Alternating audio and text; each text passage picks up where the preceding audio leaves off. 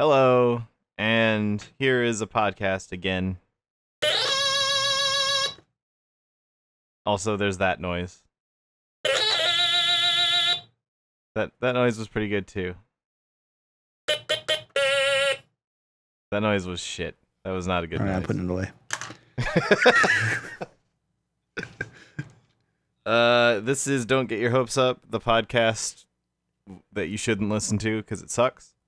Because we don't put any effort into it, as you can tell. I'm Josh Allen, aka Lore, and as usual, joined by Mr.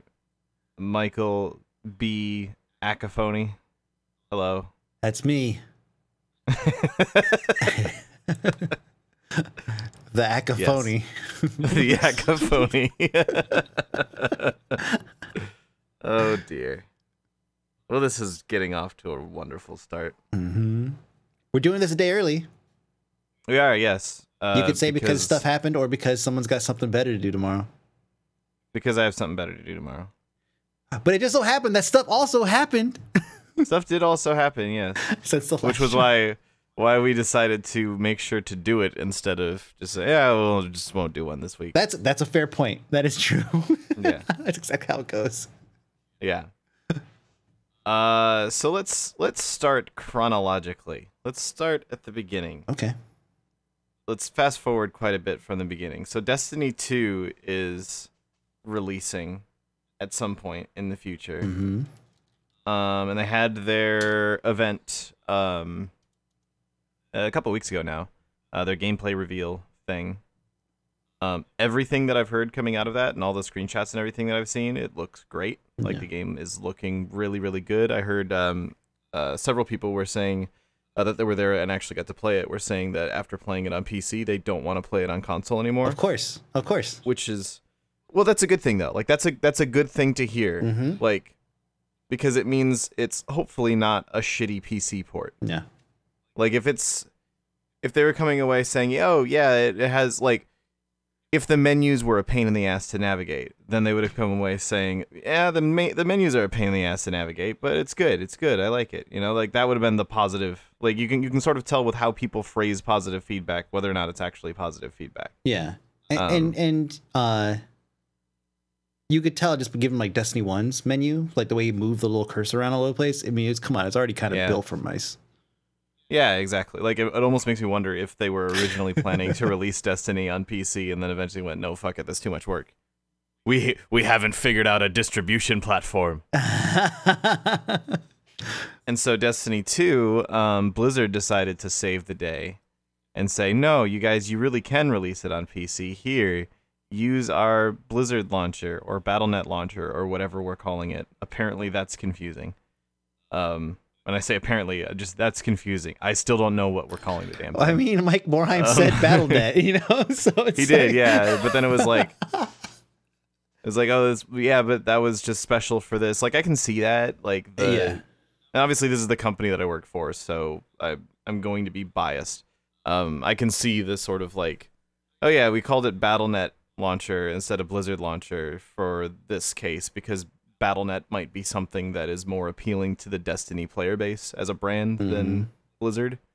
It sounds a little bit less, like in that case, saying it'll be on the Battle.net app sounds a little bit less like some other company is doing your work for you than it'll be on the Blizzard app. Sure, yeah, that makes sense.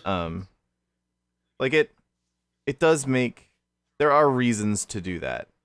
It remains to be seen whether or not it continues to be called in future communications the Battle.net app, or if we eventually go, okay, you guys, seriously, we don't even call it that anymore. You guys have to stop calling it that. We'll see. But yeah, this was something I found out about a while ago, and I was like, normally I'm pretty good about not even wanting to tell people things that I learn. But this one I was like talking to you and Shizzle about Destiny 2 and being like, I really can't tell them, but oh my god, I really want to tell them. Yeah, I know. And this is the case. I didn't. No, you didn't. You didn't. And once again, this is the common thing. It's like every time something cool happens, you're like, yeah, that was that thing that was going to happen today. And we're like, what thing? What? That you knew about this? For how long? Mm-hmm. Yeah, it was funny. I had my team at work had this like off-site training thing that was happening all day that day. Just unrelated. You guys are playing Destiny 2 all day. Be a better team. We were playing Destiny 2 all day, yeah. Mm-hmm. No, I wish that was the case. God, that would have been fun. Oh, team building shit? Oh, God. Yeah. Oh, yeah. God. Team building shit. It wasn't the worst, but it was definitely a day of team building shit. However, it did end with an awful lot of beer. So that's the best team building, though. Swings and roundabouts, yeah. The best team building exercises are the ones where you hold each other's heads up over the toilet. That didn't actually happen though. So, but anyway, yeah, I was at this offsite thing, and I was like, because we obviously had a whole bunch of stuff that we had to do as soon as the announcement happened. So I was like, how can I get Mike and Shizzle to tell me as soon as the thing happens without telling them what the thing is? I think that's verbatim. Yeah. So yeah, I was like messaging you guys on Discord, and I was like, hey, let me know when the thing happens and you'll know what it is. And it was like every little thing. We'd be like, oh, there's this thing. Oh, Laura kept it from us. How did you? What was it? There was one minor thing that they mentioned, and I think I like lost my shit over it. Just like, oh, Laura, you slide dog, you. Oh yeah. What was it? I wonder if I can actually scroll back that far in our Discord chat, because it was really funny. Yeah, because even she was like, man, that's not that good of a feature. Yeah, it was like, I don't know why Laura's so excited about this. Yeah, it was funny. But yeah, like the release date for it is September 8th for not PC. And looking at the release date, September 8th, 2017, Destiny 2, September 9th, 2014, Destiny 1. So they definitely love their September release dates. They do, yes. Even Rise of Iron and Taken King, both September 15th and 20th. So they definitely, they try to keep it pretty much every year there's a Destiny thing in September. Yeah. So it's yeah. I found our chat. Oh, what is it? So it was launch missions without going to orbit. Oh. And you were like, there it is. Oh Lord, kept it hidden from us. Wow, what a time to be alive. And Shizzle was like, I mean, meh. It was so good. Pretty much like all the conversations we have, though. It's like that's a big deal, though, man. I'm not gonna lie, that's a big deal. Yeah. You were like, is now a good time to take a shit? I don't want to miss anything. And I was like, I'm not even watching it. That's why I need you to tell me when the thing happens. I don't want to leave. I need a shit, but I don't want to leave.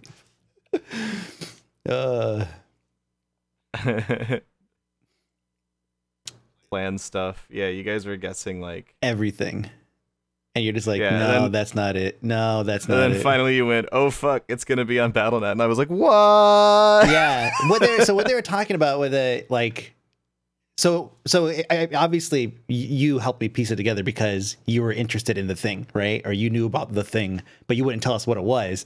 And so when they led up to the part where they were like, we want to bring it to the players, bring it home, or whatever the fuck they said. They said something that basically alluded to that they're going to bring it to PC. I fucking knew it was not going to be on Steam. I knew it was going to be on goddamn BattleNet. And it just triggered all this fucking like tinfoil hat, Project Titan bullshit from fucking 7 years ago, or whatever the hell it was, right? Like from so long ago. And I was all just of a sudden you're just like Halo MMO. I'm like, I was like, motherfucker, they're gonna put on BattleNet. I was like tweeting it out. I was like, oh god, it's Mixmaster Morheim. Oh god, it's gonna be on fucking BattleNet. Yeah, I was freaking out a little bit because it was just like it was a little bit of redemption, like all these like stupid fucking theories that we had, somehow kind of like coming into fruition and like actually becoming a thing. Just like 2 years too late or whatever, but yeah.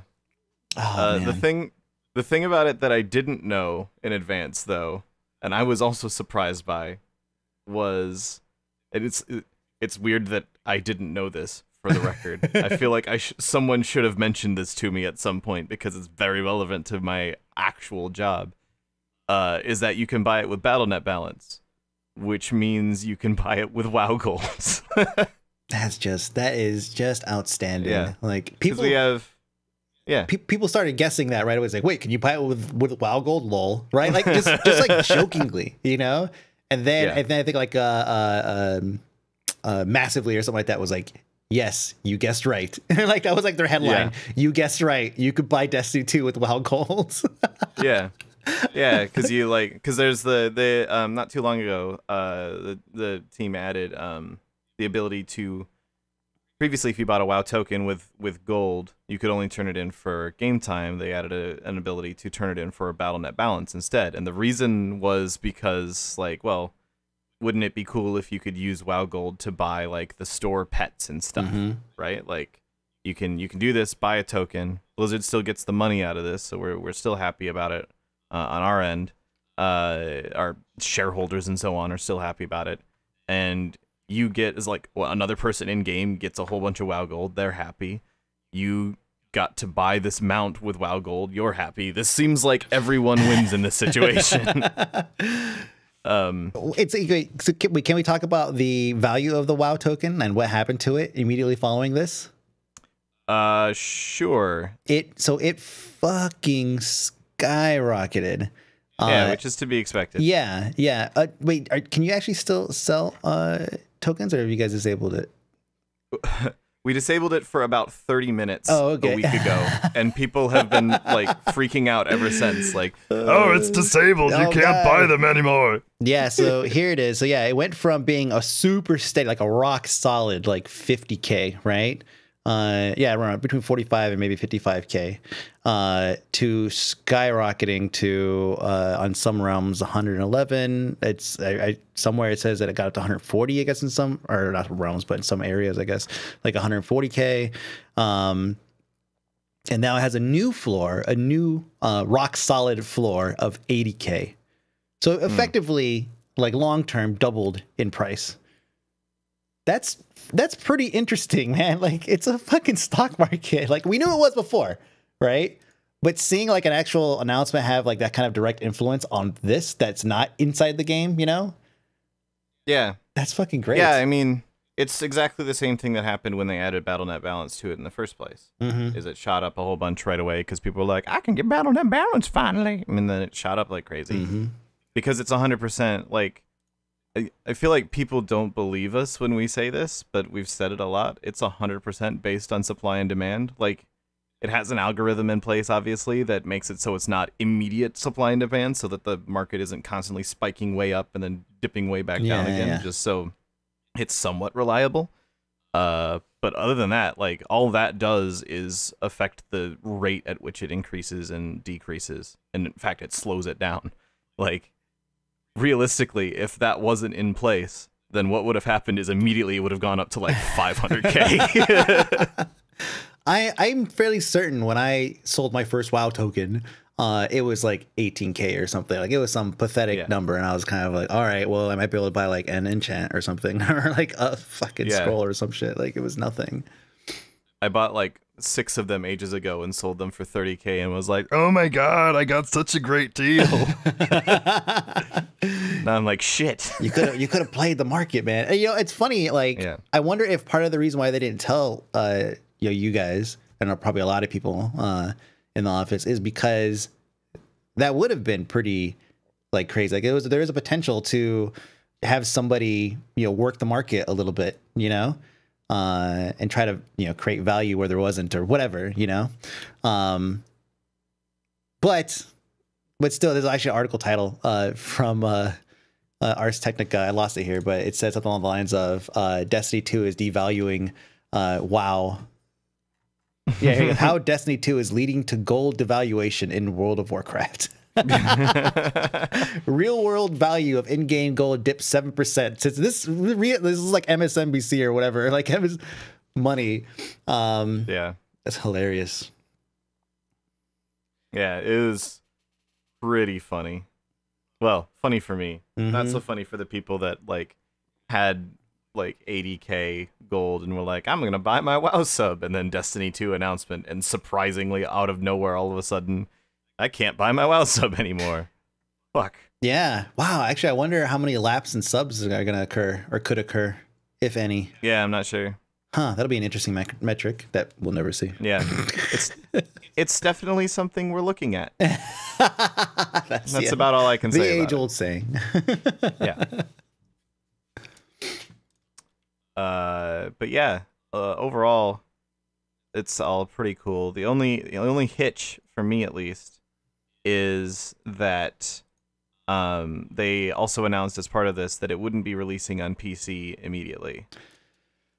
And that's like, I don't remember exactly what they said, but it sounded like, and to be clear, this is not something that I know about internally whatsoever. I know exactly what you know about it at this point. Mm-hmm. But it didn't sound like it was because it's going to take time to put it on the Battle.net launcher. It sounded like it's because they want to make sure that it's not just a shitty console port. Yeah, which I'm good with. Like I want to, like, you remember when Halo, the original Halo, finally came out on PC like 800 years after the release of the original one.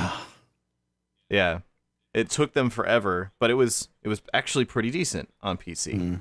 But it took them forever. I would rather it took a little bit longer, not forever. Like if it's gonna take more than a few months, I'm just gonna play it on PS4, and then I'll switch over when it comes out on PC. Now that's the question, though. And I'm certain the answer is yes. But do you think that we could switch over? Yeah, I don't know about like character switching. I would think so. Like especially, it would be a really smart move for the. And again, I don't know anything about Destiny 2 that the rest of the world doesn't know at this point. Yeah. Like the only thing I had in my quiver was that it was going to be on the Battle.net launcher, and that arrow's flown at this point. So I know nothing. Okay. Yeah. Literally the Jon Snow of Destiny 2. It would be a really, really good idea if they can actually pull it off. There are obviously technical hurdles to overcome. But if they can pull it off, that would be a really, really good idea, because then you can get people to say, well, I want to play it on PC, but I also want to play it on day one. I'll buy the PS4 copy, or I'll buy the Xbox One copy, and I'll play it there first. And then when it comes out on PC, I'll be like, oh, finally, I can play it with my mouse and keyboard, buy it on my PC, get it through the Blizzard app, the Battle.net app, whatever the fuck it's called, and then they'll port their character over. Basically, Destiny, Bungie, they could sell 2 copies of Destiny to every PC player. Yeah, and I want to point out that's not something that I personally am a fan of. I'm sure nobody is, but I'm willing to fucking do it, of course. If raid content is held until after PC release. I don't want to feel like I have to, if I want to experience the raid for the first time, which I feel like that is the you want to, yeah, like I want to be able to experience the raid, for the first time on PC, and not have to, because if it comes over, if you think about it, like one of the main draws of Destiny, in my opinion, is not the endless grinding for shit. It's the fucking raids, right? Yeah, definitely. One of the mainstays of PC MMO gaming is fucking raids. So like if they were to deploy all that and PC ends up getting sloppy seconds, I feel like that would really hurt sales overall. Yeah. Yeah, like especially if it's like obviously it would only be the first raid that they release. They come out with DLC and more raids and so on later, expansions and so on. Like obviously that will, I would hope, come out at the same time. I guess if it's an expansion, then maybe not, which remains to be seen. But yeah, I don't know. I think that's kind of part of why I want it to be able to cross over and port over from PS4 or Xbox to the PC. Because basically, I want to play this game the second it comes out. I'm going to play it on probably PS4, but maybe Xbox. I don't know. It depends on who else I know is playing, but probably PS4 right away. And then I'm going to play it later on PC because we're going to play it later on PC. I would really like to be able to, like, this, since this is a thing I'm going to do anyway, I would really like to be able to keep my character from the PS4 version when the PC version comes out. But then again, actually thinking about it, I guess I actually wouldn't mind that too much. To give me an opportunity to be like, now I'm gonna play a hunter instead, or whatever. Time to bust out the warlock. Yeah, I don't know. God, man, I'm excited to play it for on PC. Yeah, like you were using a Cronus Max for a while, weren't you? And I will again when it comes out. Yeah, Shizzle was using one too. I have one. I started to set it up, and I went, "This is actually shit. I'm just gonna learn to play on the controller." Yeah, I've heard there are other. I can see somebody in your chat saying Zim 4 is great. I've heard of other adapters in the Cronus Max that have a little bit more fully featured that made it a little bit better. But like things like for me, the fact that you can't turn off the aim assist in Destiny. So when you got close to something, like when your cursor got close to something, the speed at which your gun started, and that I just could not deal with that. Like no, this is a PC. It should not. I'm moving a mouse. The speed at which it moves should not change, because on my way to look at that guy, there was a fucking dreg just kind of halfway in the way. Oh, apparently you could turn off aim assist. Oh, well, that's good. Well, there you go. Good feature. Yeah. Now I'll play it on the PS4 with a mouse and keyboard. We haven't really talked instead of on PC much about Destiny content. Like the stuff that they announced. So you mentioned that you could launch missions without going to orbit. There's apparently obviously the maps are going to be much larger to explore. I felt the maps were for a console game, because I have such a low opinion of console games in general anyways. I felt like they were sufficient. I was like, oh yeah. I recall zipping around on a speeder, just going around from zone to zone and everything. I felt like, oh yeah, that's pretty good for a console. This little guy can hang in there. All right. But from a PC perspective, and I always put this in like this perspective of like, wow, right? Like how long it takes me to cross, Elwyn or Westwood or whatever. And it's just, I hope that it has that scale. Yeah. Yeah, like that was the big thing for a lot of people who were coming from, not from the shooter crowd necessarily, but from the MMO crowd. Like the Halo, Call of Duty, mostly Halo, I guess, players who were like, it's Bungie's new thing. I want to check it out. Ooh, check this out. It's like an MMO sort of thing. That's cool. Like without a ton of previous MMO experience. To that sort of player, it was like, wow, these maps are big. Wow, it's crazy how big this area is. Totally. But to someone who's spent a lot of time in, WoW, Rift, Star Wars, all the various MMOs that are available, it was like, wait, this is how big this is? It's only this large? There's this weird like car graveyard that I'm never going to again in the entire game. What is this? Yeah, and you have games like, I think now console players are kind of starting to have their eyes opened a bit to like how big a world can be with like Horizon Zero Dawn, Yeah. Like now they see it's like, I was like, wow, they're like, wow, like I could, like Horizon Zero Dawn is massive. I've not really logged any time in it, but I've seen how big the world is, Yeah. And I feel like that level of detail, that scale, and imagine doing it with your friends. Like that's fucking cool. Yeah, even fucking Breath of the Wild on the Nintendo goddamn Switch has this massive world. Yeah, like right. It's fucking huge. It's fucking huge. Oh man. Oh. God. And meanwhile, Destiny was just like, "Hey guys, you want to hang out in our sandbox?"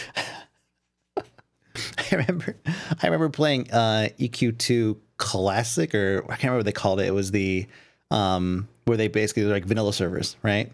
And I was playing, and it was my first time playing it myself. Like all my barracks buddies played it, and I was just like, and we all just call it Evercrack. And every time like someone would start playing and get somebody else hooked, we never see them again, right? And I remember like running to the end of a zone, and I get to the end, and it's like loading next zone. Yeah. And I was like, wait a minute, I walked like 50 feet. There was like nothing here. What the hell? Yeah. Yeah, Anarchy Online was the same way in that that's where the phrase train to zone came from. which is, oh god, there's a mob on you that you don't want to fight. Quick, train it. Training was kiting. They called it training at the time for some reason. And to zone was until you hit a loading screen and the game can't figure out what to do with this thing anymore. Yeah. So yeah, Destiny 2. I'm excited for it. Mm-hmm. You are excited for it. Shizzle is as excited as Shizzle gets for things about it. Yeah. Yeah. He's probably, I think he might actually currently be more excited for, well, was more excited. This isn't in the notes, but it may be worth mentioning, for Wild West Online. Mm-hmm. Oh, God. We were talking about it earlier and how I don't know how much we actually want to say on it because it's a lot of just rumors and conjecture, but there may be some relatively shady characters involved. Well, I think we could say that we could talk about the volatility of just having a name associated with your product. Yeah. So Wild West Online is supposed to be a Red Dead Redemption style MMO. Yeah. And they've already been kind of shady about that, like using like pictures from what was it? It wasn't from Red Dead. The same shit fucking War Z did. Yeah. Like, let's take Walking Dead images and like yeah, exactly. Use that to promote our game. Mm-hmm.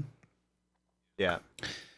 Yeah, there's so there's a lot. It's just like pure speculation, but at somewhere somebody got the idea that Sergei Titov, which is the guy behind War Z, also known as oh god, they changed the name of that thing so many times I lost track of it. Yeah. So War Z, the War Z. Oh, Infestation. Infestation. Shatter Skies. Survivor Stories. So did I say Infant Station? Infestation. What did you say? Infestation. I think you said Infestation, which isn't how you say infestation. Yeah, Infestation. By the way. And then I said Infant Station. Infant Station, which is another spin-off of so and the guys are using an engine that is developed by one of this guy's companies, and so people have basically connected and saying, oh yeah, this guy's associated with the company, this game's going to be complete shit. And again, it doesn't help that people are not necessarily like the general consensus seems to be that people are not necessarily keen on the product because of some shady practices or something that they've observed. But yeah, just to speak again to the volatility of a name, like when like this guy, like if you mention his name and a game, that game is dead. Like it's just forget about it. Yeah. Like what we need to be very, very clear here. We're not trying to specifically throw shade because this is very much just a rumor based on speculation. And I believe the company has actually said, like they've actually said he's not involved. Correct. Yeah. At this point, we don't know if that's to be believed or not, but they've actually said that he's not involved before. Maybe he's become involved, I guess, is maybe where the rumor is coming from. I don't know. It's entirely a rumor. Sometimes companies say things and later it's revealed that they were lying. So yeah, which we'll get to again later on. Or it wasn't true at the time, but became true later. Yeah, there you go. But yeah, just to kind of speak to what you were saying a second ago, like there's already people. I see Rauro in your chat saying he's involved. Lol, GG. Just like there's this rumor that he might be involved, and people are already like, and this is perfectly, there's 100% expected reaction as well. You say, oh, like if Polygon put out an article that was like, is Sergei Titov involved in Wild West Online? ? Gary Gannon. Then immediately people be like, oh, what the fuck, shit, GG. So yeah, that's it's a bad rumor to exist for Wild West Online, I guess is a good way to put it. But speaking of survival horror games, which isn't what Wild West Online is, but it is what War Z is, or was, before it was renamed to a million other things. There is... People have found another Arma mod to try to turn into a full-fledged game. Oh boy. So, Breaking Point was a mod for, I think it was a mod for the original Arma. It skipped over Arma 2, and then they made it for Arma 3, maybe it was an Arma 2. I don't remember exactly. I wasn't playing anything other than DayZ. Like, I owned Arma to play DayZ, basically. Yeah. I don't think I've ever. I don't actually know what Arma is. It's not a game I've played. Right. I gather it has something to do with the military. A little bit, yes. Yeah. Arma is a operating system for DayZ, as far as I'm concerned. It's a DayZ launcher. Exactly. Yeah. Now known as the Bohemia launcher. No. So yeah, Breaking Point was this mod, and now they're turning it into a full-fledged game. It's great. It happens with a lot of mods that later become games. There's a lot of people that I work with at work who started on a mod, which then became a full-fledged game, and then video game industry happened, and now they're at Blizzard, attempting to escape that. But I have some concerns about Breaking Point. So I guess backing it up a little bit, I thought at first that Breaking Point was going to be another Battle Royale style thing, like PUBG or H1Z1. It's not. It's a full-fledged DayZ-like, basically. The DayZ clone. DayZ-like, oh Jesus, yes. This is just it's called like roguelike and like Dark Souls hard.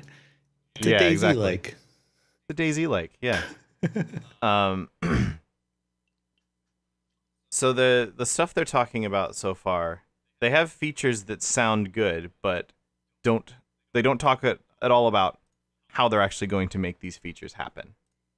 So like if you go and you look at their Kickstarter, they're like, oh, factions, yeah, it's a long time feature of Breaking Point, and it's taken to an exciting new level. But and like they mention a few bits about it, and they're like, item gathering quests, targeted assassinations, unique skill sets and resources. It's like, okay, yeah, this sounds pretty good. Well, it sounds interesting at the very least. I'm not yet certain how this actually translates into a really good game. They have a section about the AI, which is the one that sort of made me start wondering a little bit, because they were like, oh yeah, the AI, it'll be good, basically is what they said. So they use phrases like Breaking Point's enemy AI will be a thrill for the PvE enthusiast while adding depth to PvP encounters, which is a sentence that sounds really fucking good. But it also sounds like it was written by someone who has no idea how they're actually going to accomplish that. Like, it was written by someone who had a list of goals.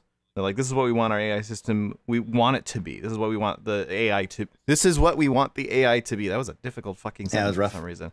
I need better AI. This is our bulleted list. Let's turn it into a sentence. All right, this sounds great. And that's the sort of thing that kind of worries me a little bit. And like talking about loot, they're like, too much loot, and the game loses the survival elements, not enough loot, and it's simply not fun. Our dynamic loot system solves that problem. It's like, okay, yeah, but how? What about it solves that problem? I get not wanting to give away too much information in your Kickstarter, but at the same time, it's like this. A lot of their descriptions sound like things they want to do that they haven't figured out how they're going to do yet, and that's scary for game design, because the thing that you want to do but haven't figured out how to do yet often turns into the thing you can't do because of some other reason. Yeah, it's being a bunch of content guys sitting around developing quote unquote all these cool site features, and then when you break the news to some poor developer, they're like, fuck you. Like, that is fucking not gonna happen ever. Yeah. Yeah, exactly. It's it's funny just doing a quick Google on Arma 3 Breaking Point mod, right? Or pulls up a Reddit thread from 11 months ago. And the top comment is says this isn't going to get made. So the title is Arma 3 Breaking Point mod standalone announced. And it says, top comment is, this isn't going to get made. The 3 to 4 guys behind Breaking Point are well known amongst the Arma community as being very arrogant. Just browse their subreddit. And now they claim to be in a position to fully develop a full-fledged game and a server architecture capable of hosting 100 people per game on Unreal, on UE4. Oh, and they spent the donation money already. And then people go through and they start linking different things, different other threads, kind of discussing the, I guess the admins that they didn't like, that are running Breaking Point. Apparently though, Sacriel had he was talking about it today on Drop Frames. So it's very possible there's more info there, but Sacriel's not a dev as far as I know. He actually is. Here's the thing. I was reading is he a dev? Yeah. So not just he's a dev. This is all right. So hang on 1 second. Sure. I'm gonna step back. We didn't actually mention this yet. So for anybody who's not aware, Sacriel, who is a longtime YouTuber and streamer, he sort of got his, he rose to fame during the DayZ days. Yeah. By putting like clips of crazy battles and stuff that he had.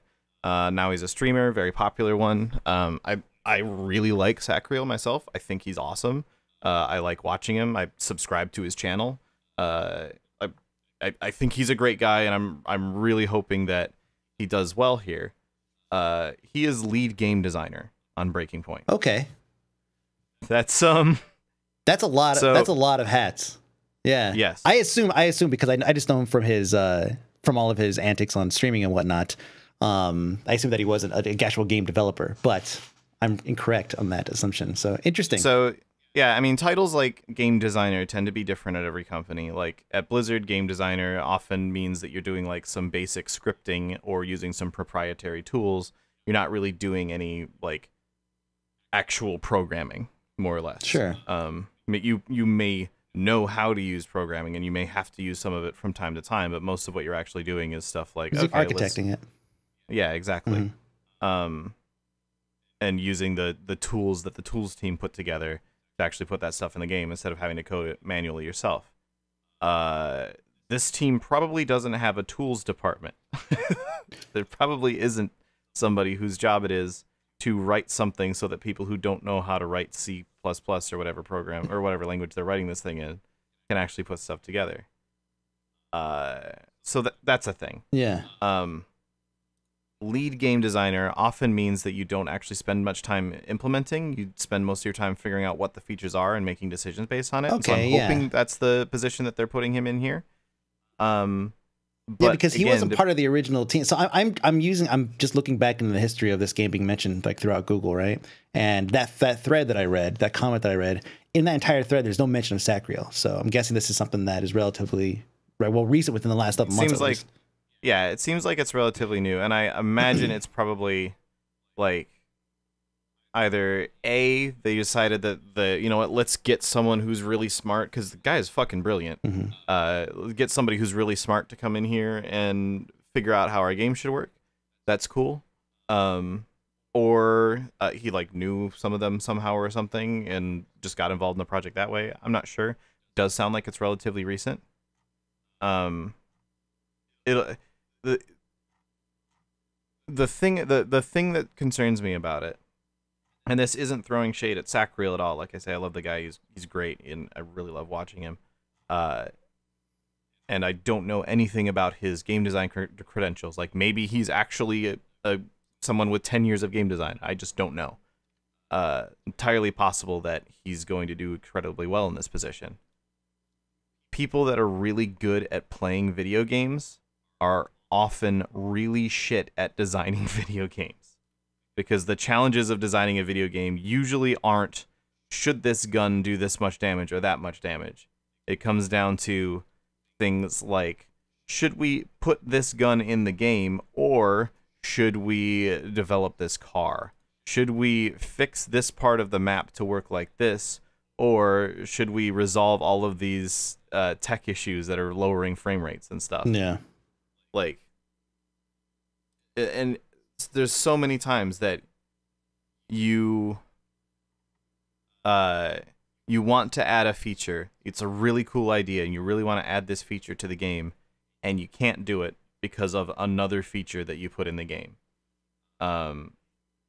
Like, what's a good example here? I'm having trouble thinking of a good example off the top of my head that I can actually talk about based on World of Warcraft. I have a whole ton of examples that I can't talk about. There's a whole lot of that stuff that just happens in general in game design. Like if you look at it, just community, how community, like, you know, they all get behind a certain idea. Like that's something that is, well, you guys should prioritize this thing because of blank. You know, oh, it's kind of actually, you know what? It's similar to like with PUBG. You know, there is they're putting in the trials bike, and then they're putting in like a new weapon and all this stuff, and someone's like, you guys should work on your server stability first. And it's like, well, that's like totally not the same fucking guys. Like the guys who the server admins are sitting there like 3D modeling a new weapon or something, you know, like they don't do that shit. Yeah. Yeah. I mean, a lot of it comes down to more a matter of, I think it's Greg Street likes to say this a lot, and it's very true. There is no shortage of good ideas in game design. Having good ideas is not the hard part at all. You can have a problem and come up with 5 good ways to solve it. It doesn't matter. Figuring out how to implement ideas and working around limitations to actually do that is what makes it very, very difficult. And so oftentimes what you see with people who are really good at a game wanting to make direct changes is the changes that they want to make are actually impossible.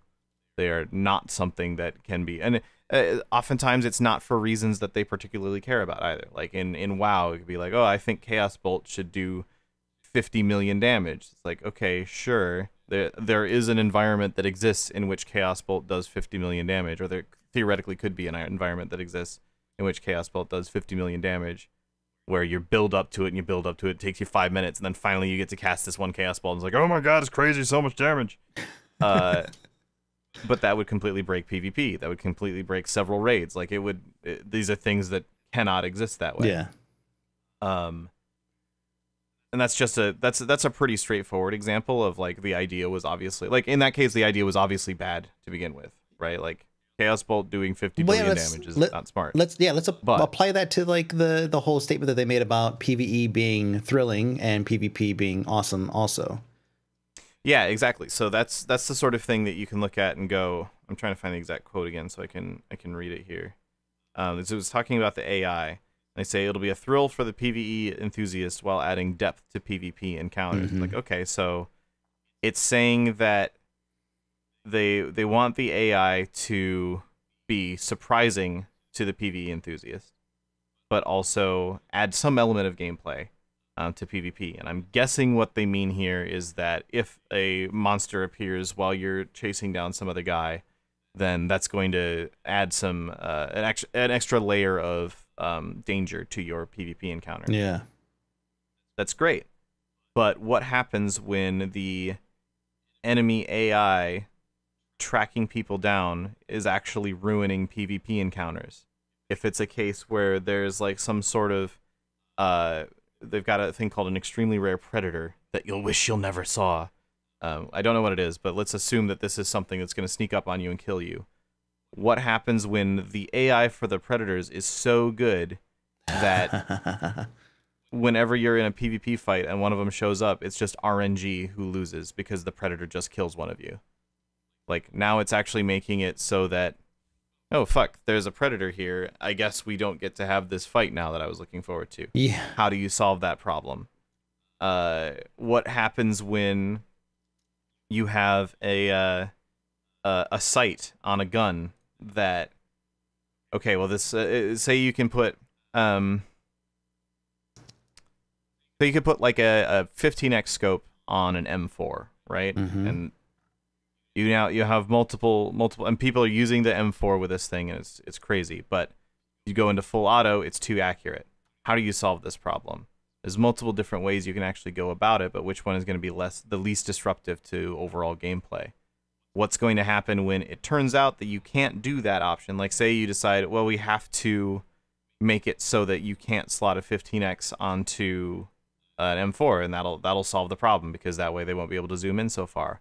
Okay, sure, but the way that you coded your attachment system means that if it's classified as something that goes in this category, then it has to be able to go on this gun. So now you're talking about how you have to make a new classification that just limits it to the M4, And is the amount of now database space, extra coding required, is that actually worth doing that over something like saying, well, now the spray is just wider in 50, like, you see what I mean? Like, oftentimes you end up with a less perfect answer to a solution or to a problem because the perfect answer was not worth pursuing. Yeah. And that's the tough part. Yeah, no, I totally agree. So there's it's got the Kickstarter right now, and as of this recording, they're up to $65,234 of $302,463. I think that's a dollar conversion or something. Yeah, it's from 403 Australian AU. Got it. Yeah. They have 1,000 backers, 27 days to go. There's a pretty lengthy list of people who are partnered with them. In there is, of course, JP, Strippin, Bike Man. So Bike Man seems to be involved in all these things. Now Thad is on here as well. Dex Bonus, Towley, Moon, Mr. Moon's house. Moon, so it's a pretty Gold Glove in there. Pretty extensive list of people that are partnered with them. Yeah. Ko's on there. Break is on there. Aurelian's on there. Like, there's a whole bunch of people that they're quote unquote partner with. Now, it also, the question is, what is actually this partner agreement that they have with these guys? Yeah, exactly. Yeah. Like, is it, we'll give you early access, and they're streamers, so the answer is yes, I'll partner if that means I get early access. If that's the extent of the partnership, obviously. If the partnership is, oh, we're working with these guys, like, I think the way they're trying to present it on the Kickstarter is meant to make you believe that we're working with these guys to make the game really good. You like these streamers, so you'll like our game. Yeah, that's what it reads like to me. Totally. Yeah, but it doesn't actually say that at all. Mm-hmm.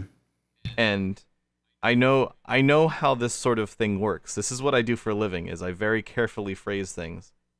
If they were actually working with these guys to directly make changes to the game, they would have fucking said that.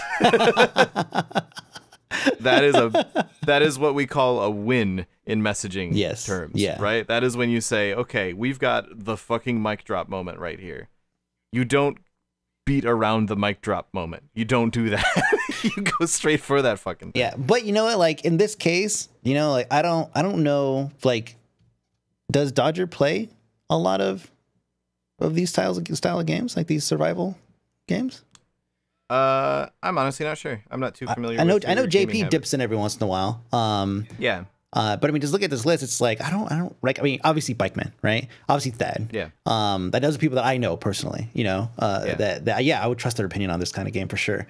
But maybe it wouldn't be a good idea to say all these people are helping contribute to the game, because then people are gonna go through and be like, and make a list and say, hey, these people don't ever fucking play these games. Like, yeah, it's just a name. Dodger got hooked into PUBG. Oh, okay, well, cool. But yeah, it says. And then oh, that's right. I forgot that she was engaged to Strippin. Yeah, she's engaged to Strippin. And then just kind of looking at this list here, it's like, then at the bottom it says we joined forces with Sacriel, lead game designer, leveraging his years of experience in this genre to craft and balance. So that perspective with Sacriel makes more sense to me, because I don't know his actual game development background. But that part makes the most sense and supports your perspective of game players being game developers, Yeah. Or game designers. Yeah, it's like, and to be clear, I'm not saying that game players aren't good game developers. Like, that's clearly not the case, because everyone that I work with, well, someone's going to be like, but Blizzard is shit game developers. But literally everyone that I work with plays a ton of video games. But Blizzard is shit developer. Yeah, that's why everybody talks about fucking Overwatch everywhere. Oh yeah, totally fucking shit tier. Yeah. It's just, I think this campaign in particular is kind of trying to present it as, oh yeah, Sacriel, he's really fucking good at this game, so we brought him on to be lead game designer. And to a lot of people, that's going to come off just naturally as, like, that sounds good, right? Like, that's something that you hear and you go, oh shit, yeah, they're actually being really serious about this. It's about time somebody brought in someone from the community to make their game for them, because the developers never understand what's going on. The reality is, most of the time the developers do understand what's going on. They just can't do the thing that you want them to, or disagree with you that that's the right thing to do. Yeah, and honestly, like I've done some consulting that was directly related to my experience playing games, right? And so it's like I get it. You know, you want to bring somebody in who's got their boots on the ground all the time. You know, they're doing this thing that we want to build a thing for. It makes sense to bring them in because there might be a perspective there that we've missed. The data says one thing, but in reality, it's this. You know. Yeah. So actually, I guess really like the last question I have about this is it going to beat DayZ to release? Probably. DayZ is now on it's approaching its 4th year in early access. Yep. Oh man. Yeah. Yep. Yeah, and apparently Sacriel was on Drop Frames earlier and was talking about a lot of this, so I'm definitely going to be checking that out. I mentioned that earlier, but I think it was missed by some. But yeah, definitely check that out if you want to get more insight into what he's doing and what he thinks. Yeah, and maybe he has answers to a lot of what we're currently speculating about going on in there. I saw that they were talking about it on there, but they forgot to say, and we've got Sacriel on, which would have made me tune into it immediately. Yeah. Because that goes from, like, oh, here's a bunch of people who are going to speculate about the game to now we're actually talking to it's a one of the most big difference. Yeah, exactly. So speaking of things that are a pretty big difference, by which I mean, speaking of taking things in a new direction, by which I mean, I actually forgot. I can't decide which topic I want to move into. Oh, well, this one I feel like. Yeah. So speaking of breaking point. By which I mean, speaking of the point at which something breaks. By which I mean, speaking of things that are completely fucking broken. This whole wargaming slash, what was the guy's name? Sir Foch, like, clusterfuck, basically, is what happened here. Yes. Like, all right, so Sir Foch is a relatively well-known and respected community or content provider that is sanctioned by, he's like part of a community like outreach program that Wargaming has going on, or he was. And he, like many other content creators, he holds his own opinions regardless of his status with whatever company. And, you know, he goes about that route. If he thinks something shit, he's going to say something shit, and that's pretty much it. I did the same thing with Warframe when I was getting fed free fucking platinum, right? So it was like the same fucking thing. And even if I shit on something that DE did that I didn't like, whether it be in a frame or whatever, they never went so far as to say, hey, don't do that or we're not going to support you anymore. They never did that. And that's something that Wargaming, or you say Wargaming's community rep, which when you rep the company, you're Wargaming. They went so far as to tell him in his video that he posted, or about his video that posted that, hey, we try to back you up whenever you have this, you know, you have saying that this is just your style of doing things and whatnot, but you shit all over this thing and we're pretty much done with it. So you're going to need to go ahead and delete that. They're like, well, he's like, well, it's going to stay up.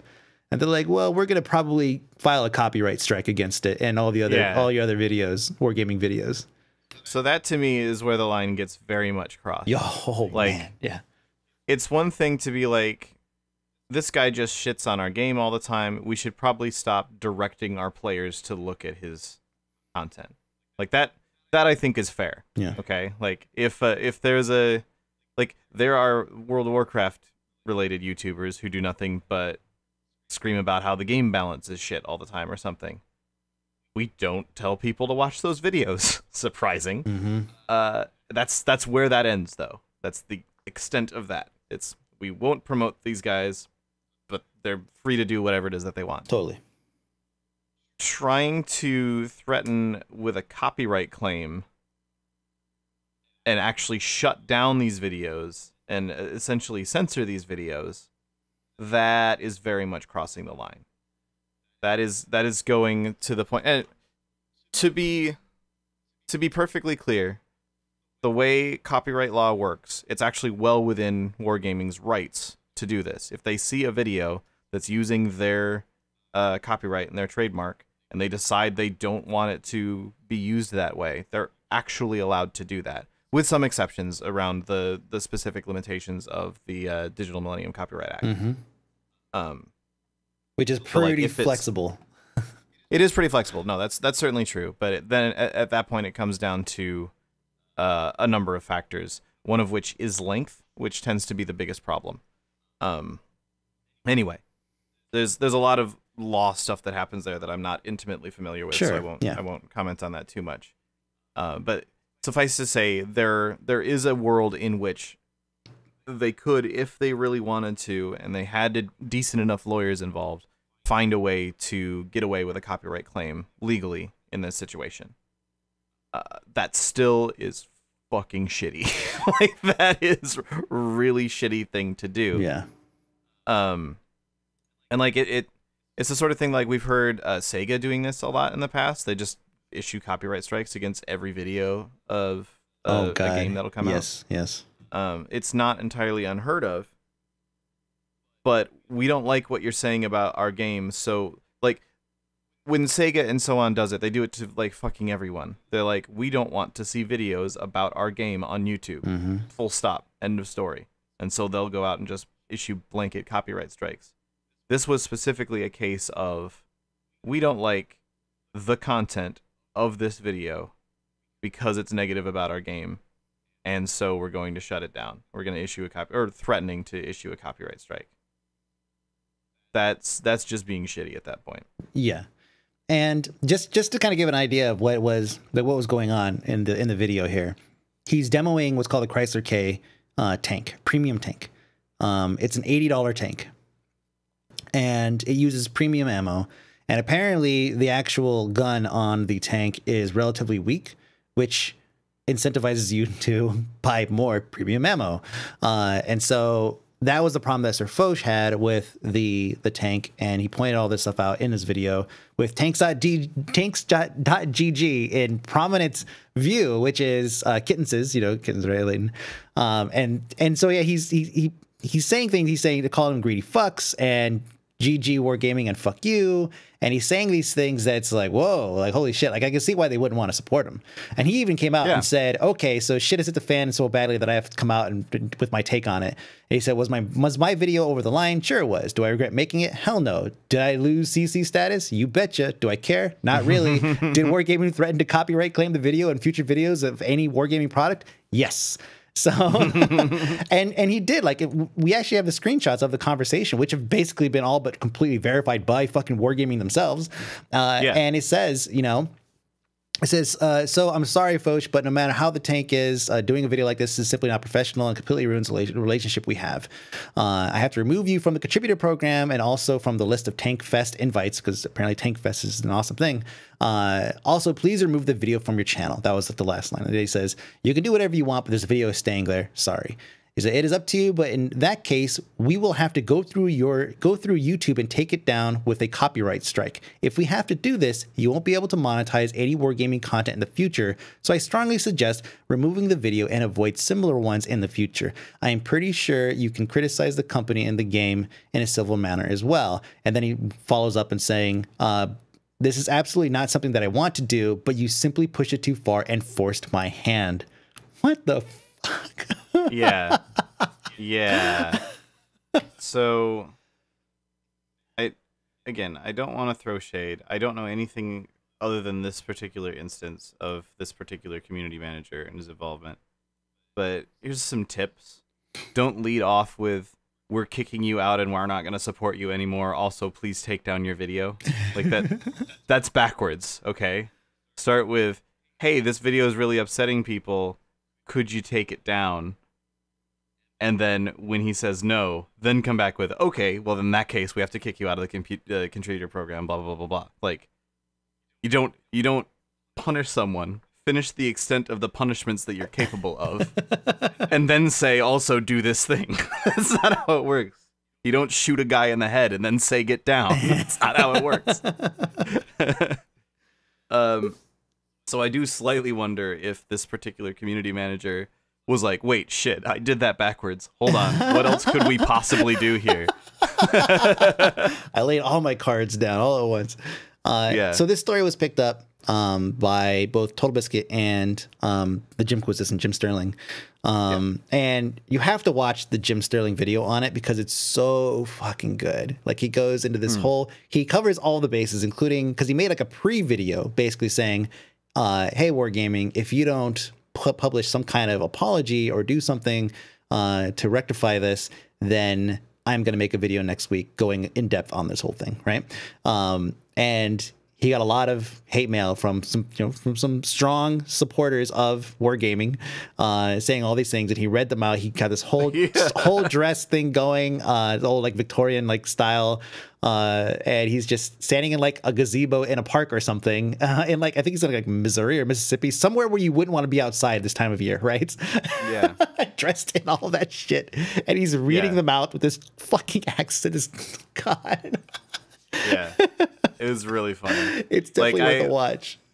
I normally find his videos just to be kind of obnoxious, but I sat through that whole one because it was entertaining. It was super good, yeah. Can confirm. Do watch the video. So Wargaming has since come out, yes, and they have said this is great. Usually when we have stories like this, it's like we'll see what happens next time, right? But this one actually has a beginning and an end. They said we acted too quickly and over the line when we threatened to have YouTube remove Sir Foch's video through copyright infringement complaint. Now this is usually when there's a company statement, they're usually pretty broad. You know, recent events have led us to reevaluate blah blah. That's usually what you end up hearing. We've heard some concerns recently about blah.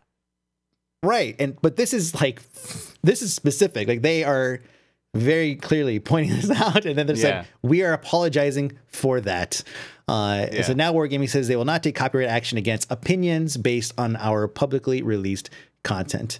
And, you know, like that's great because, you know, I like Wargaming.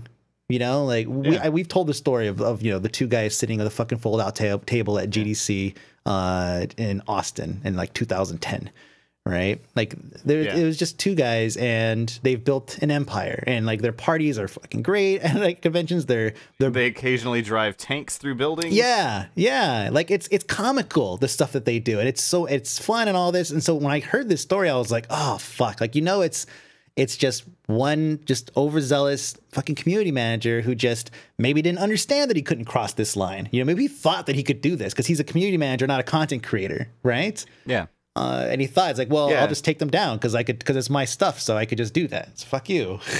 Yeah, exactly. Like, oftentimes, and it sucks. Like it actually causes problems in the community management industry, that there tends to be a wide variance of the type of person and responsibilities that the term community manager applies to. So like the way my job works is completely not how the way someone else with not the exact same title anymore, because who the hell has my ridiculous title? But the person with the title community manager at another company, the jobs are just very, very different. Training is very, very different. Understanding of the way laws work is very, very different. So yeah, it seemed like they had a community manager who was doing what he thought or she thought was right, and it was not.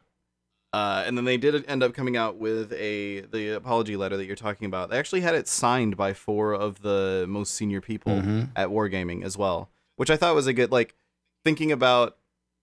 As a company that needs to apologize on occasion, I always think about, like, how can we actually, because when you apologize, no matter how sincere it is, when you apologize for something and then you use the same general phrasing to apologize the next time, people think it's not sincere. Like, you say, oh my God, we're so sorry, we really fucked up here. We should have done better at this and this and this. Like, but we're sorry. Like, there's only so far that actually goes. And so I thought, okay, yeah, they've got 4 people to sign it. This is a very real, like, we done fucked up. I feel as though it gave me that sense of, wow, they really mean this. Yeah. Which is difficult because I'm a cynical twat. And I want to point out, like, some people may be thinking, oh, okay, so they have like they just wrote like 4 guys' names that were in the company.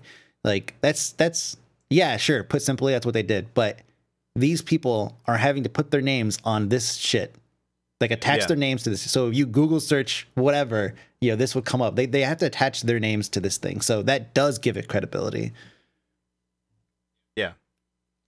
Yeah, and it seems to have resolved mostly correctly. Yeah, I don't know if he's back in the program, but I doubt he's back in the program. I doubt it too. But maybe this is a situation where they go, okay, yeah, we executed this wrong. We're sorry about that. Let's give this another try. You'll be on thin ice, but we'll give it another try anyway. Like I can see that sort of approach. I don't know, maybe. Mm-hmm. It's definitely not the way to approach this situation. Mm-mm. Yeah, there was something else I was going to say. But say, everybody's happy now, so.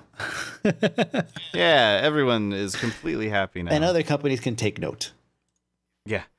Yeah, man, when I was first reading this, I was like, so he said fuck Wargaming? And you decided that was enough to go nuclear? What a wonderful life you must live. Like, you were telling me about this as I was scrolling through the Warcraft devs Twitter feed. And I was like, this is what they're upset about?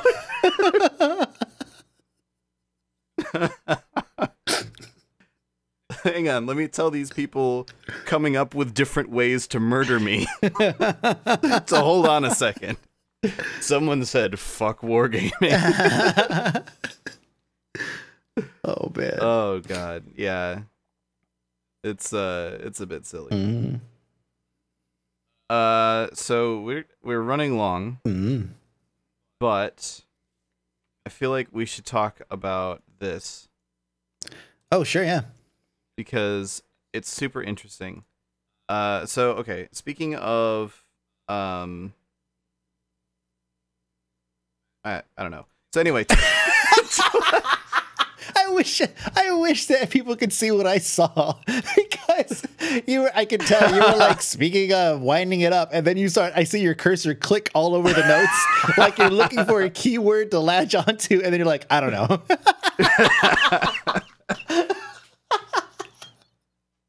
Yeah. So yeah, speaking of things that I don't know anything about, no, this is so Twitch announced today that they're testing some quote unquote new interactive features for Twitch streams. Yeah. And a lot of them are the sort of things that people have been kind of like, okay, yeah, this is obvious. Eventually this will happen. So things like Destiny live tracker panel, meaning it's going to be able to, there's something that will show what your gear and stats are inside Destiny. Okay, cool. That sounds like the sort of thing you just hook up to the existing by API. Twitch in some capacity. Yeah, exactly. Plug that in there. Rocket League tracker panel is like live tracking skill ratings in Rocket League. Overwatch, there's a Master Overwatch overlay, so it's like these are things that actually overlay on top of the player itself, which is cool, and that's not something that other things can really be interactive with without like building a wrapper on it, which means you have to go off of Twitch, which means it doesn't actually get any traction. Mm-hmm. Some of the things are pretty involved though. So you're able to do like, there's a Kappa pet, which is just a pet that lives in the channel page. It does stuff while the stream is happening. It responds to viewers in some way or another. And then it goes to sleep when the streamer's offline. And that's the one that I was reading, and I think based on the way that this note is written in here, you kind of came to the same conclusion. That, wait, doesn't that already exist, and don't we call it Revlo? Yeah, so right now companies like Revlo and Streamlabs and StreamPro.io and a number of other these are all they basically rely on that user interaction, and in return they have, you know, a currency system or rewards or these overlay things, the animations and sounds and all these things that either benefit the streamer or the viewer or both. And looking at this list of things that they plan on putting in: straw poll overlay, create and share polls, leaderboard panel, the now playing panel. It says overlay. It says overlay. It says one stream overlay with many interactive apps, leaderboard, now playing, etc. And so that means, yeah, they're going to give you an overlay window to put in, just like you get from Revlo or from Streamlabs. And then they have, you said the Kappa Pet panel. That's another interesting one, because that means that they are reading, that they are feeding back off information that's collecting from the chat in real time, which is something that Revlo does. You know, it reads chat and it collects information and it uses that to trigger things. You know, and so there's a lot of stuff here that basically renders a lot of what Revlo does obsolete, and it's pretty hot on the heels of Streamlabs. Like right now, Streamlabs I think took a hit when Bits came out.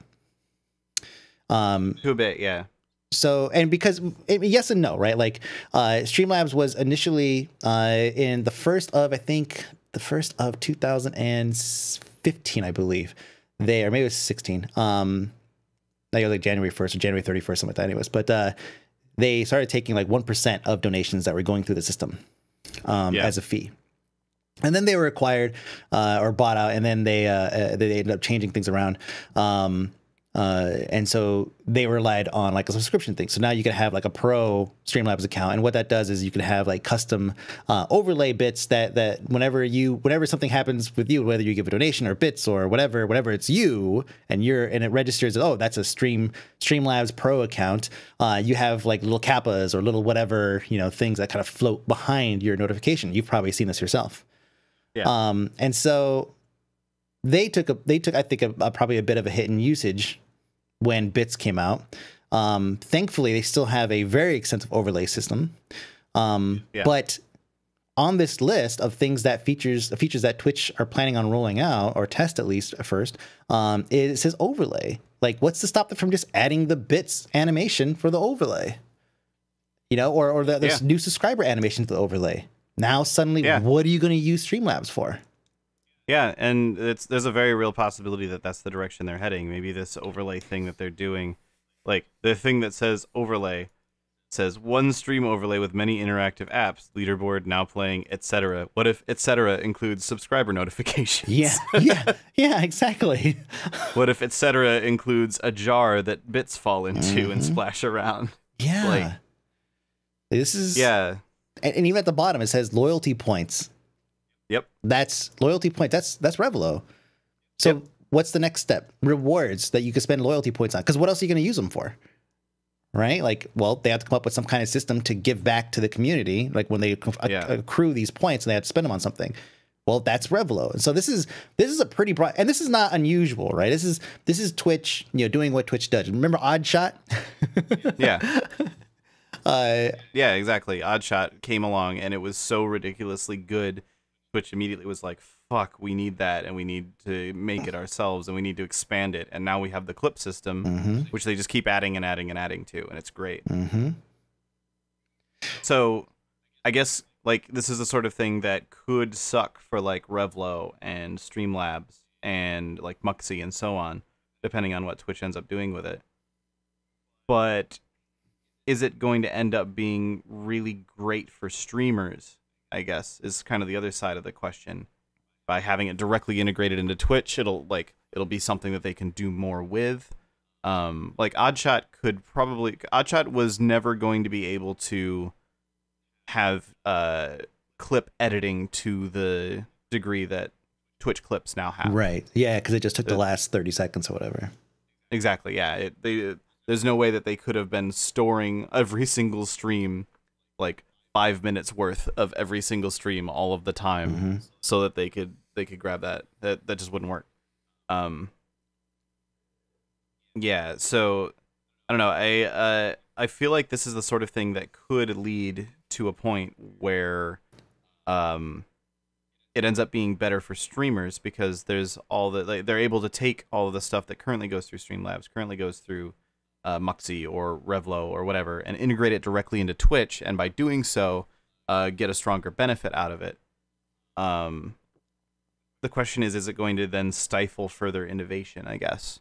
Because a lot of what we currently have is, like, the reason that Streamlabs has a tip jar thing now is because Muxy came along with a tip jar thing, and Streamlabs was like, well, shit, now we have to come up with our own, and we need to figure out other stuff to do with it. And so there actually started to be this little bit of competition that wasn't there before. Yeah. And we've talked a lot in the past how if you want to be a professional streamer, Twitch is really your only option at the moment.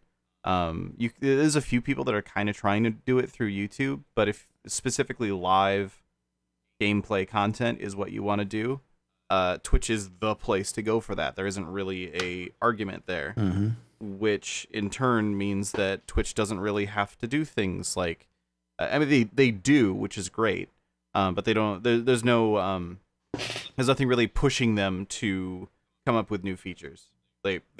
They're in charge of. They are the competition right now. Yeah, they are that environment. So. Yeah, and they'll just absorb.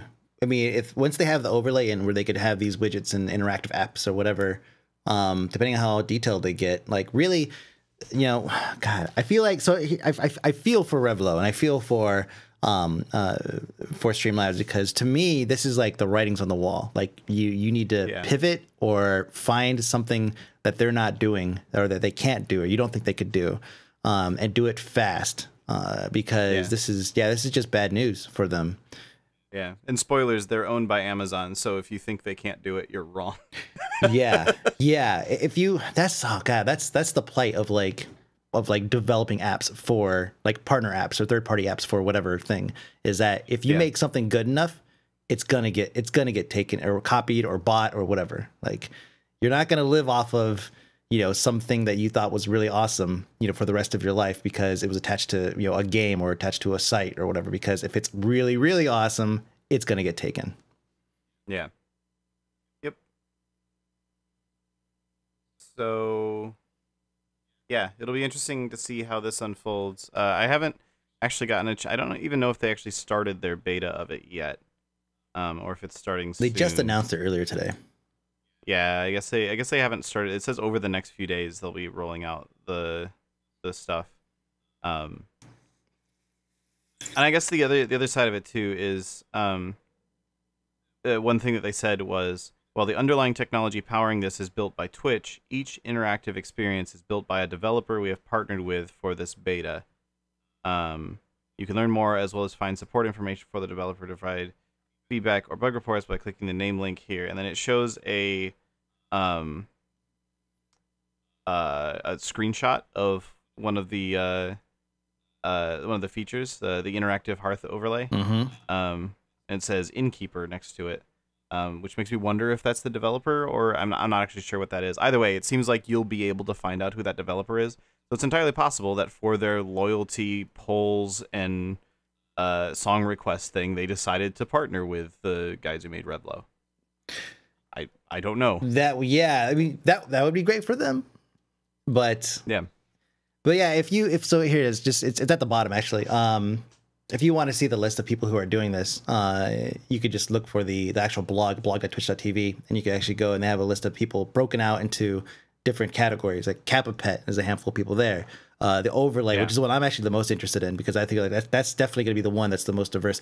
Have like LOL, Summoner Info, Rocket League, all the game specific ones. That's, I mean, I've been there with with other companies, and it's just like you just partner with them, you get a good solid API going, you write up some contract or something like that because you're going to share data or something, and then you and then you build the tool to put it into your system, right? It's the same thing happens with web design. It look like LOL King and Wowhead, Destiny DB. Like that's the same thing, So their Twitch is obviously, they're not going like the ZAM route where well, let's just find the API, or let's just scrape the site, or let's just find some way to do it because we're pretty certain they're not going to want to just give us all the data. But Twitch is not the kind to do that. They're a little bit bigger than that. So they're probably going to go straight to these companies or Amazon and be like, hey, let's build a thing, a little widget or something. Yeah. And it also makes me wonder, like, are they building an API for these? Are they going to open that API up later? Or are they going to be able to consistently partner with developers to create new ones of these? Because, like, theoretically, since they're saying that each of these quote unquote interactive experiences is built by a developer they've partnered with, means that external developers are actually working on this, which means there's some way for them to hook in, which means it's actually entirely possible that things like Streamlabs or Muxy or Revlo can actually partner with Twitch to actually expand their own thing and bring it directly in. Like maybe we end up in a case where for these overlays, you have just in these overlays 3 or 4 different options for your subscriber notifications. And then that goes through the Twitch overlay instead of having to go through like OBS or whatever. Like, actually, wait, no, that's a big deal. Actually, sorry, I just had so. I don't know about you, but where my subscriber stuff appears on my screen is different depending on which scene I'm in. I don't know if I would actually be able to do that with an overlay that's directly built into the Twitch player. Like, is there some way for me to like, they're going to be some sort of plugin for OBS that also switches the location of things on the overlay? Because, like, if they were to go to the extent of subscriber notifications popping up, like, I have those in a different spot on my screen depending on what's going on, because, like, sometimes if I'm playing this game, I don't want the thing to pop up there. I want it to pop up over here instead, and so on. Or, like, when I'm playing PUBG, like, I have a scene that turns on the, like, or it turns on the chat thing. Yeah. The chat scroll. Turns it back off when I go into the gameplay scene. It moves where my little event ticker is, because where it is otherwise doesn't make any sense. Like, that's something that has to go through OBS, which means that these interactive overlay features actually can't do that to the extent that Streamlabs or Muxy does. Correct. It's gonna be like if you ever watched Amazon Video or any videos on Amazon or whatever, they have that like mouse over thing, and if you have an Amazon Fire, it's the same thing. You push like up or whatever on it.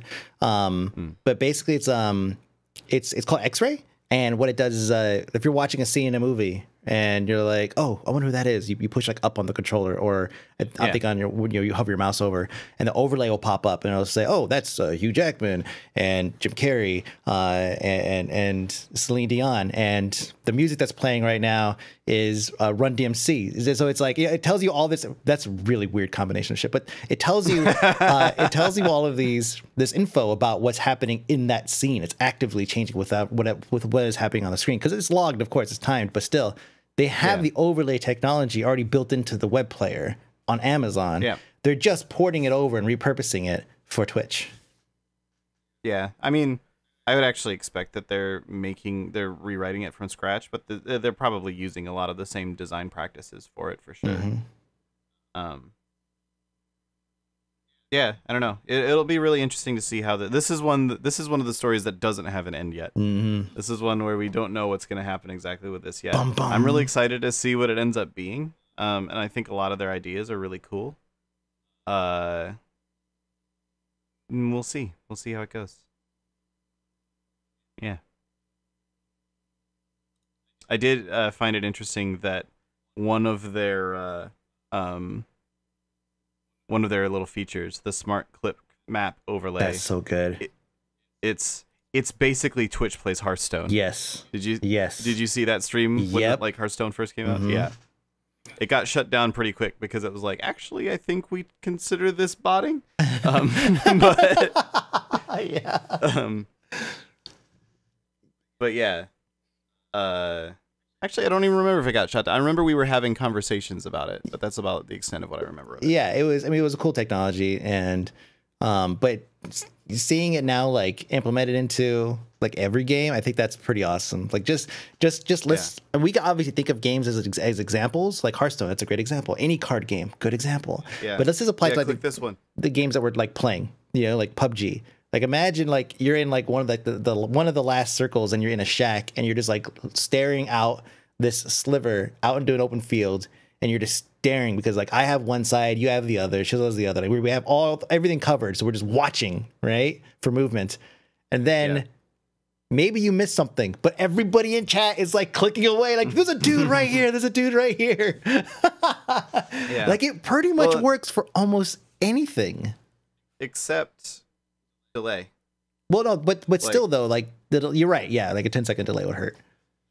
Yeah, like you'll see someone saying, "Oh, it's right there," but it's gonna show. Like that's one thing that I'm actually really interested in.